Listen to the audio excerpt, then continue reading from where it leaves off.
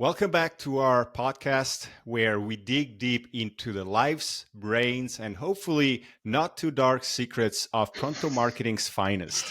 I'm your host, Matteo, head of marketing here at Pronto. Today, we are cracking the code of another Pronto legend, a man who has seen it all and done it all here at Pronto.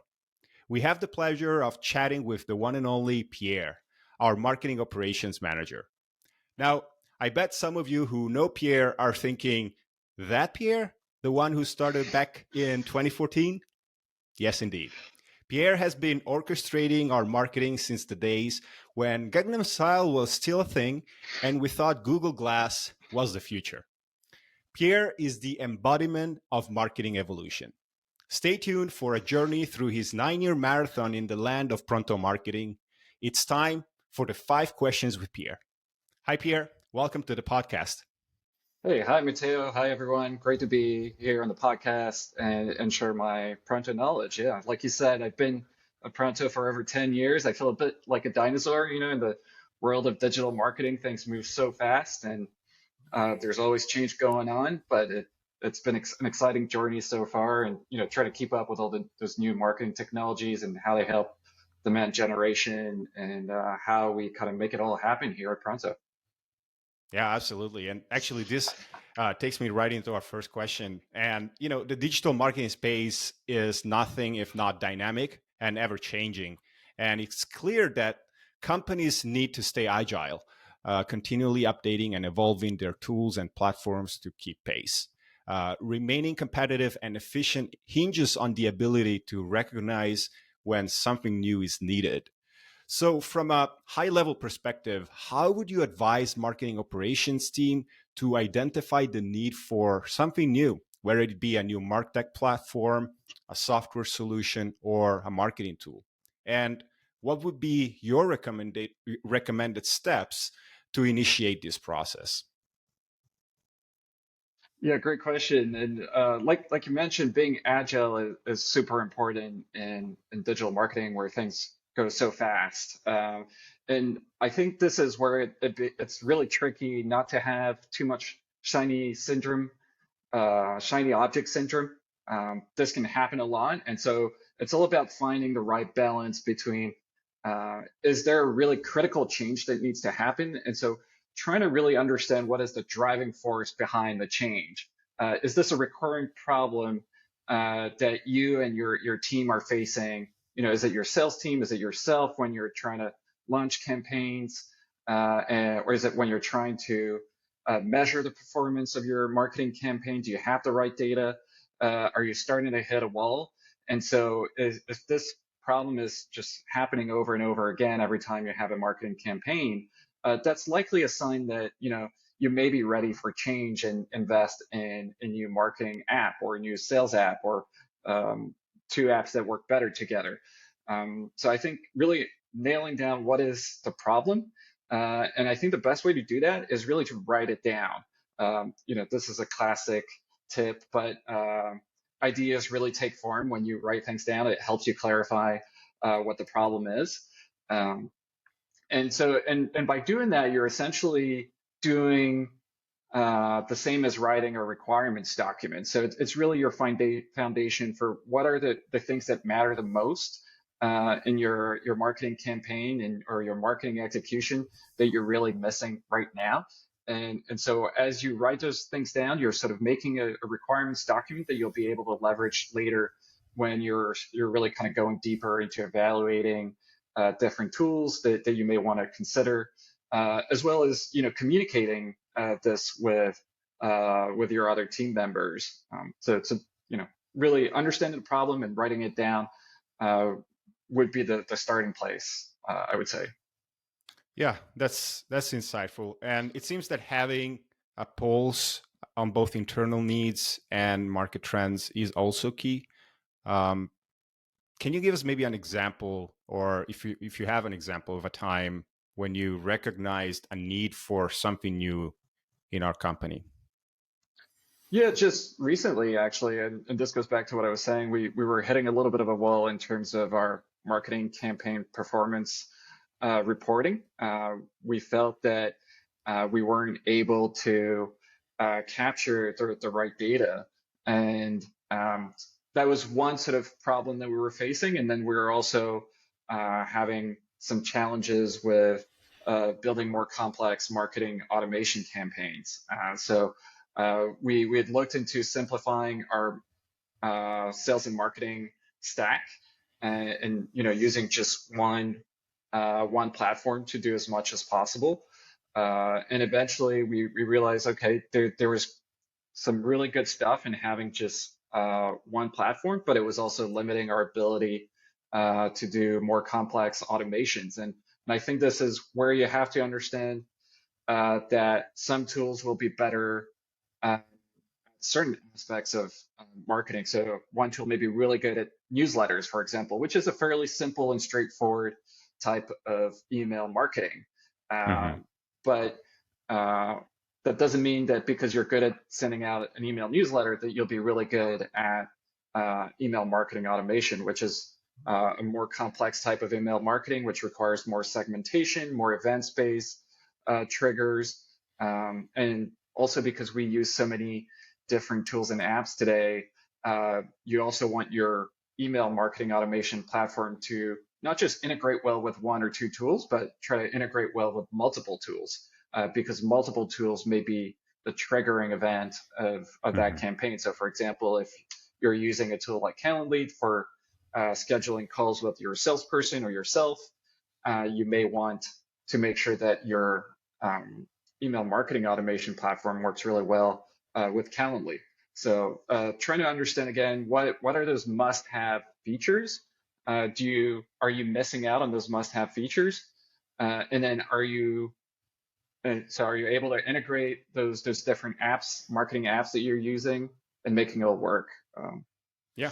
Yeah, we're going to touch more on integrations later. Um, Obviously, implementing a new platform or tool within a company isn't just a technological shift, it's also a deeply human one. Um, People have to adjust, unlearn old habits, and reorient their understanding to accommodate the new system. This can often be most challenging, the most challenging part of the transition. Based on your experience, could you share some insights into managing this human aspect when switching between platforms? And what strategies have you found effective for guiding people through this transition smoothly and efficiently? Yeah, and I think that the human aspect is probably the hardest part of introducing any new marketing app into a company. It's really hard to change habits, and I think it's really important to get buy-in as much as possible up front. Try to interview the different people who are going to be using the app and kind of really understand what are the things that they're struggling, what are the things that they would like to have in their new marketing app, and what are the things they really need to, again. Um, and then from there on, kind of really understanding who are going to be your power users, because eventually not everyone is going to be using that marketing app as much. So are you going to be the daily user? Are you going to be the one who's going to be using it day in, day out, or is it going to be someone else? And so Hmm. trying to also give different weights to those different opinions, um, so so that you're really setting up your company for success, because without as well um, a champion who's going to be one of your power users, it's going to be really difficult to get the most out of that app. So it's not only identifying your power users, but then understanding who are going to be the champion, who's really going to tackle that new app. And for example, when you're introducing a marketing automation platform, I think what you'll realize very often is that people are very intimidated. I mean, I've been working in marketing automation since at least 2012, 2010. First started with Marketo, and so I'm used to those like big CRM systems like Salesforce that have like multiple modules, or Marketo as well that have a ton of features and functionality. But when you work with sort of more junior people or people who've never used a marketing automation, they're very quickly intimidated by the amount of features. And so I think it may seem like, everything is going to be awesome and amazing in this great new world of marketing automation, for example, but you realize that there's a very big learning curve. And so not underestimating the learning curve is super important. And so again, this ties back to, is the person who's going to be your champion are they going to have the time to learn that new system? Hmm. Again, whether it's a marketing automation platform or CRM, um, that can sort of become complex and overwhelming very quickly, especially as you grow and you have multiple users and you have multiple rules and you need to route leads in different ways. You have more and more services to track and more complexity in your lead nurturing. Um, so yeah, from power users to identifying a champion, and then kind of also knowing who's going to help you um, sort of bring this new app into the company and sort of promote it as a positive change, because people are always a little bit resistant to change. So Very true. Yeah, I totally agree on finding power users. I would also add, obviously, having patience, communication, and support play probably a significant role in these transitions. So it's yeah, definitely uh, a company effort. yeah, and I guess we're kind of going through this right now. We're working on reviewing our customer portal, and a big part of this effort is also documenting what the new processes, how do we do things, making sure that there is written documentation somewhere so that um, you can share how you're going to be working in the new system. What are the new ways of doing things? And as much as possible, what we're trying to do, which in a way can also cut down on writing down things, is just recording Loom videos.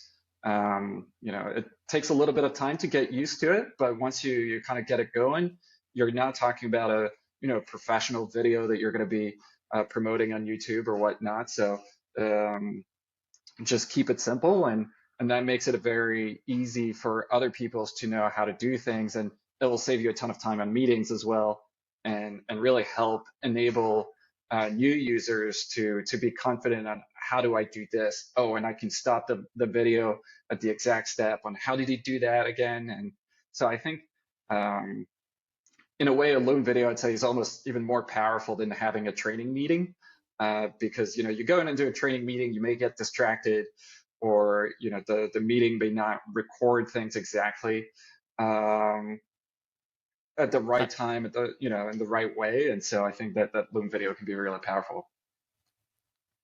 I can confirm. I've been watching a lot of your Loom videos lately, so I can definitely uh, confirm that those videos are helpful.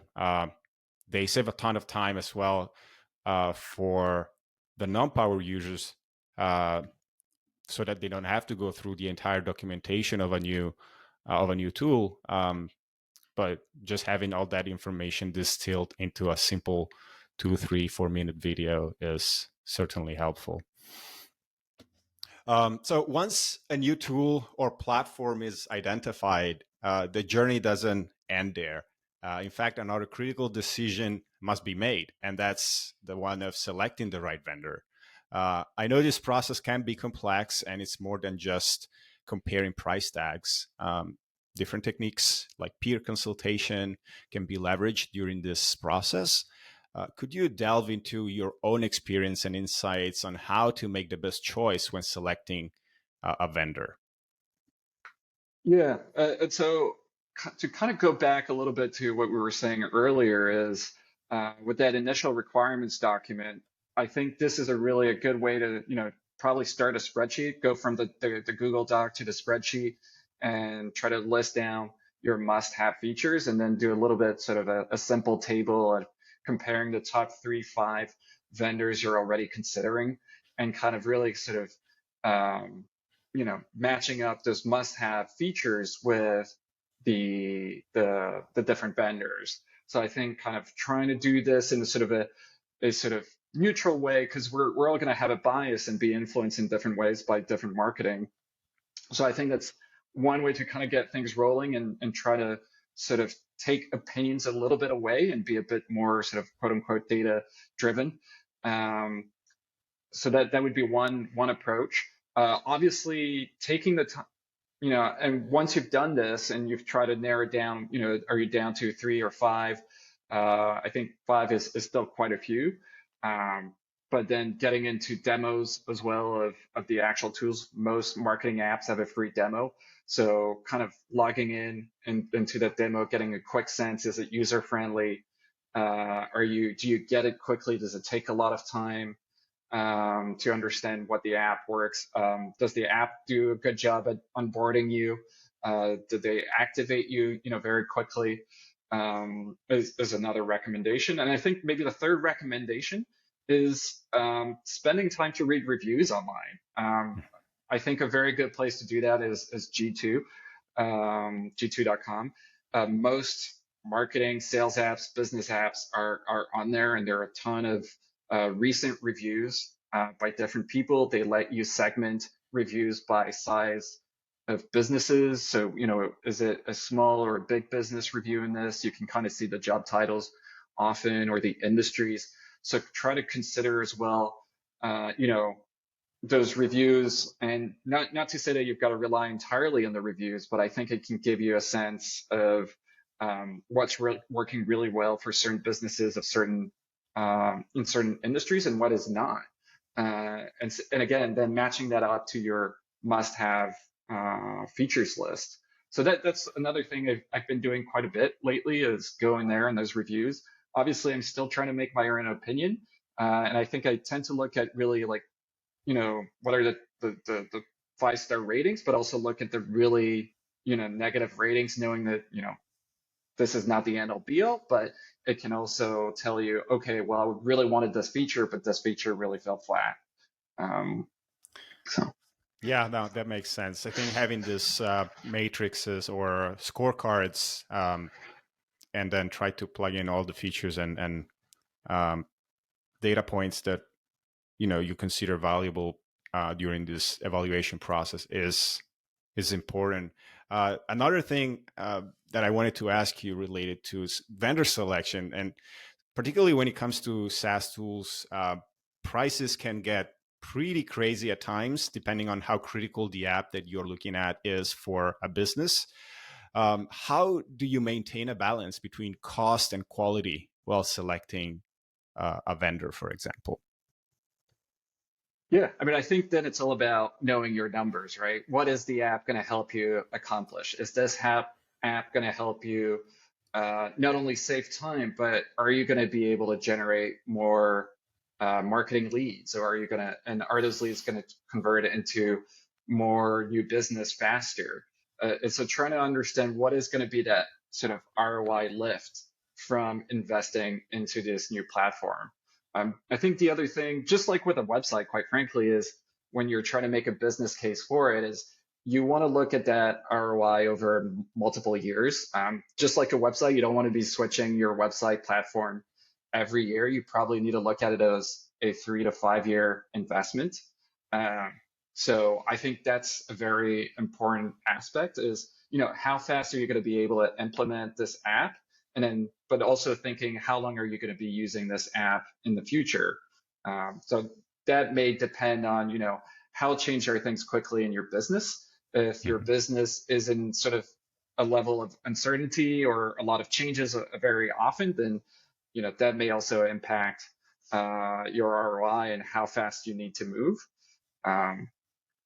Yeah. Yeah, no, thank you so much for the insights.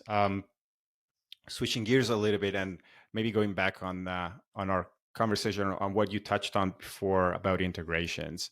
So obviously, as part of the vendor selection process, integrations are also a component while selecting a vendor, and it's not just about whether a tool can be integrated, but how well it fits within the existing ecosystem of other tools and platforms.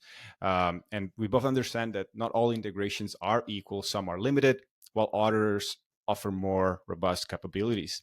From your perspective, how valuable are these solid integrations during vendor selection? And what weight should marketing teams put on this factor? And what is the best approach for companies to evaluate integrations? Yeah, I think you really need to understand how critical this integration is going to be to your entire sort of marketing operation, and is that integration really going to be providing key data? So let me give an example for one of our core client groups that are IT service providers, and I think for them, a key tool that they tend to use is a professional services automation platform like ConnectWise or Autotask. And so a lot of their customer data lives in that platform. A lot of their processes live in that platform, and follow-ups and whatnot, the way they organize their business. So integrating with that professional services automation platform is a very critical thing, because that will allow them to really capture um, the leads that are converting on their website all the way to when they become a customer, to when they buy services, and sort of grow that business over time. So the more they can integrate with that type of platform, the better they will be able to segment their customer data and just their prospect data as well, but also calculate the ROI over time. So I think what we've seen is there are a lot of tools that do this. Just to give a concrete example, I think ClassHive CRM has been a very interesting new platform for those IT service providers and MSPs, because it really integrates very well with those platforms that I was just mentioning. So, and I think that's a really kind of critical thing that can save you a lot of time and headaches. Make sure you don't spend too much time on automations. But what's also nice is that that CRM platform also integrates with other well-known tools like um, HubSpot or Campaign Monitor or Google Analytics, which provide other critical pieces of the marketing data. So I think that's a very good example as well of a platform that was built for very specific industry in mind. And so it built very specific integrations for that industry. And eventually, I think that can be a good way of deciding on such a key integration. Yeah, it really seems like integrations aren't just about plug and play, but it's more about understanding the company needs and how a tool can enhance an existing sort of system or ecosystem of tools. Um, Perfect. Well, Yeah, my last question, Pierre, your journey at Pronto has been really nothing short of inspiring, from mastering the intricacies of marketing programs and systems to now steering the entire operations. You've worn many hats. In your last role as our marketing operations manager, you have a unique bird's eye view of our challenges and opportunities. Could you share how you're assessing the current issues in marketing operations, and how are you employing your years of experience and expertise to bring fresh solutions and innovative approaches to the company? yeah. I may be a little cliche on this, but I think the biggest change we're seeing is really AI coming into um, marketing technology stacks. It started with sort of Chat GPT, and it really peaked earlier in the year. There was a lot of buzz, and then it felt like it was sort of falling flat. But we're seeing a lot of different tools that we use are starting to incorporate AI within their platform, and so that's happening, fairly fast, actually, I'd say. And so the ability to write email marketing copy within an existing tool is quite exciting. So kind of keeping an eye on who are the marketing apps that are doing a really good job at incorporating this, starting to kind of play with it, get a sense of how does this work, how can we leverage it, how may this app also impact our processes, even at Pronto, on how we execute campaigns, how do we optimize campaigns. Mm-hmm. Um, so really trying to keep an eye on everything that's sort of happening in that place, on AI being this extra assistant. I don't think it takes away the human element. You still need to be, quite careful on what the AI is spitting out. Um, just this morning, I was working with Chat GPT for writing an email draft, um, and I think the first draft was really helpful, and gave me a really good sort of first rough draft, but then you still really need to go and edit it. And I felt it was a bit long, and I asked the AI to, hey, can you shorten it? And it gave me a shorter version. But eventually, I still felt that for the final copy, while the shorter version that ChatGPT had spit out was useful, it still was maybe lacking a little bit of personality or context, and that I think it got me 80% of the way there. Um, but still need to kind of put the human element. And again, I think the final thing that we're kind of seeing with the AI is sort of workflows, even like marketing automation workflows or sales sequence workflows, are kind of going to be the new thing, I think, and how they can help us build those workflows faster and better. So that's one of the things I'm quite excited to like keep an eye on. I know that our CRM vendor Pipedrive has been talking about it, and we'll be sort of releasing that. So that's one of the things I've been sharing with the team, and we're getting excited about and using soon. Yeah. Yeah, it's interesting. You think workflows will be, or sort of like marketing campaigns will be better optimized thanks to how AI will be able to sort of learn from all the different data points that sort of it collects over a period of time, and then make sure the campaign sort of performs better and better as it's able to collect this data. Yeah, absolutely. And I think they were really expecting to get better recommendations from the AI. So like, you know, try to help us save time on how we can optimize those campaigns, give us ideas. So I think, like you said, the more data will be collected, and this, unfortunately, if you're a really small business, you have to be realistic that that may take a lot of time. So if your list is only 100 contacts and you're only sending a few emails now and then the recommendations are not going to be as powerful or as personal, at least.